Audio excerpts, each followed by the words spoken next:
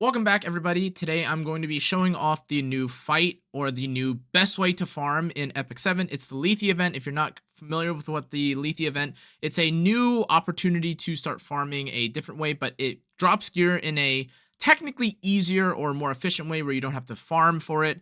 It's kind of similar to Rift, or it's basically the beta tested or early version of Rift. Let's get into it. So as you can see here, I'm at the final stage, or this is like the limited entry for the final activity when it comes to the side story event that gives you extra gear, or gives you gear now. A couple tips when it comes to gearing out for this character and what you should be doing. Number one, if you can get Albedo, or if you're going to be pulling for Albedo, make sure to get her. Number two, make sure to get Ainz from the side story because he is the lead hero, and there's a lead hero enhancement. Now, although it does seem like an optional sort of thing in some cases, or you may be curious for whether or not you could just avoid getting Ainz or Albedo, it's kind of a non-negotiable just because of how easy or how trivial the fight becomes when you have both of them on your team. Specifically for Albedo, as you can see here, it says it increases max HP and effectiveness by 50%. And when you attack with a single target, if you have Death Sentence, you inflict Death Sentence to everyone else as an ignore effect resistance, which is obviously really good.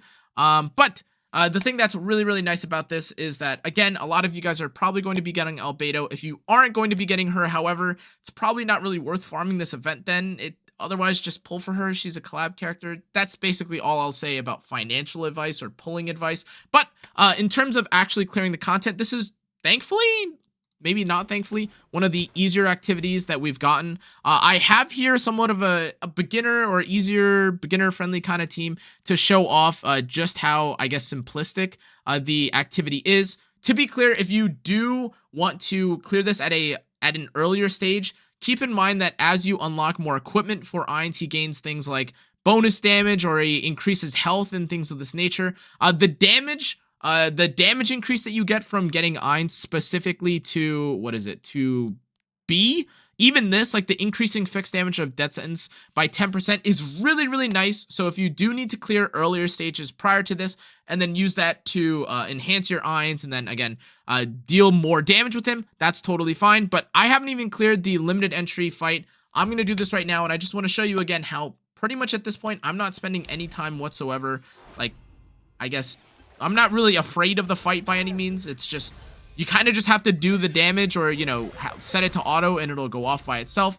I like SSB here because she's AoE, and if you aren't familiar with how the fight works, when you beat up the mobs in the back, you deal fixed damage to the boss, which is, of course, really nice. So that's why I have Seaside Bologna, who obviously can stack a load of damage onto the boss here. And dealing damage to the boss is really nice in general because, of course, you want the boss to die faster, right? Like, that makes sense. That's not crazy. But the other reason why I have Mercedes here is because she's another AoEer. She has Magic for Friends that procs every couple turns.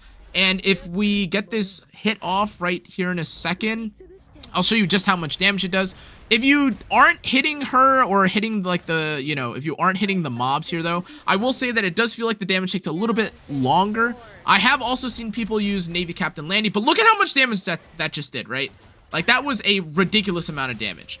Now, again, this doesn't take into consideration the fixed damage, and the fixed damage, of course, is not affected by defense break.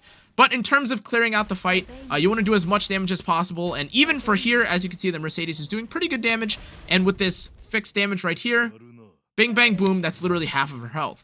I will say, and I had to switch my Ainz build around a little bit, just because I was doing an RTA showcase for him. You could just use him on an HP boot so that he doesn't end up getting one shot. You could also use Ainz. Okay, I'm gonna redo this real fast. Let me put on Bloodstone for my Seaside Bologna, because that's actually what'll help here. Oopsies. Sorry. Audible. Okay, there we go.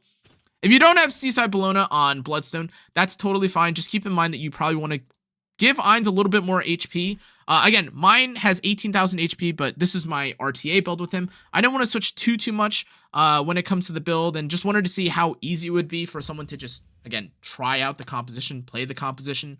Arguably, if you're taking too much damage, you could maybe give a mitigation artifact to someone like Albedo, but it doesn't really feel like that's that big of an issue because, like I said, if you just increase how much damage you take, or if you add the amount that you recover, or if you see at the S rank you gain increased recovery amount with Ainz, it would be fine for you to just, you know, run damage instead.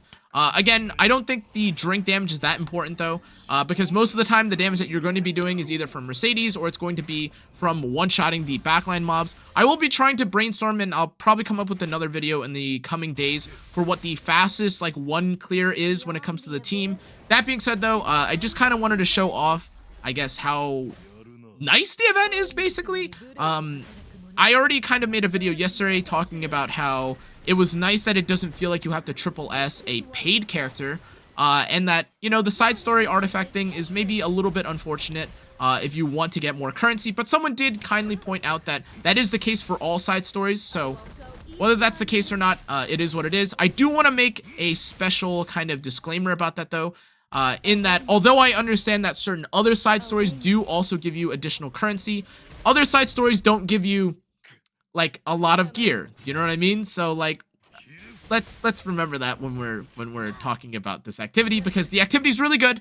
It again gives you a lot of gear, and if you're a new player, it looks like you'll be able to farm this. However, if you are also someone that's playing EpicSeven right now and just starting kind of newish or starting for the first time, keep in mind that although the first week is destruction and it's not that big a deal to miss out on it, the second week is speed and has some pretty good rewards should you decide to farm in the second week worth of the side story. But you are going to have to get Shaltier as well. I'm not sure what Shaltier will be doing for the team, but as soon as you basically get tanky enough on your ainz, it's not that big a deal. Run him on Proof of Valor or any artifact that makes him take less damage. Even if you even want, you can run him on Lifesteal. It doesn't really seem like it matters too much, because ultimately it's a race against the clock. No pun intended.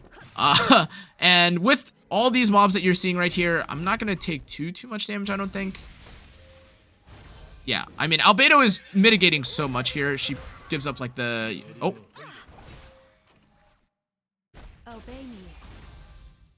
Maybe it's not good enough. Maybe I do need to run defense break on my character. Unfortunately, my ainz is dead. So if he ends up hitting my other characters, that will not be good.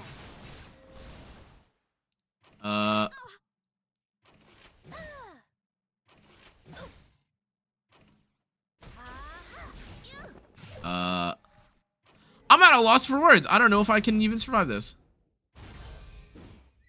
Albedo's horse in this activity, by the way, is crazy. Okay, let's just assume that I survived that. Long story short, guys, the mechanics are not that crazy. I'm going to change my ainz to have an HP boot because obviously he is getting absolutely destroyed. I will give him an HP boot so that he doesn't die, and we will be done with that. Okay, perfect.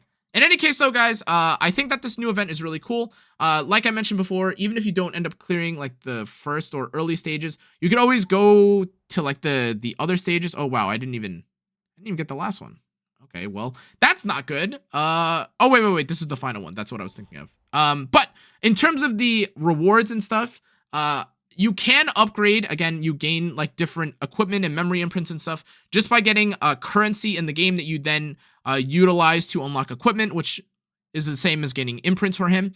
Doing this will gain you or give you a bunch of stat and a bunch of damage. But also, once you hit the max equipment for him, you do gain this really nice necklace, which is really nice for early players. If you haven't already seen this, make sure to pick it up. Otherwise, you get Molagoras, you get summons, you get equipment charms. That's all cool. And then finally, you have the Orbis Treasury and the Loot Exchange, which has, for whatever reason, 78 gear and Smallgate. What are you doing? Why is this even? I don't know. Anyways, that's going to be it for the guide when it comes to the new Lethe event. I apologize it's not as in-depth as it could or should be, but in all honesty, the activity is so fast that if you just do it early, you get to the end anyways, and it's not a problem at all. Just clear the content, clear it fast, and yeah. Anyways, guys, that's going to be it for this video. Thanks again for watching. If you are debating farming this first week, destruction is maybe not the most important if you're only playing speed, but destruction and a lot of the gear that you can get through this week, including the immunity, could be really nice, especially if you're trying to gear up soul weavers or knights. But whether or not you choose to farm this stage, totally up to you. That being said, though, guys, thanks again for watching. I hope you guys enjoyed today's video. If you did, make sure to like, comment, turn on the notification bell, and subscribe. Thank you for supporting me.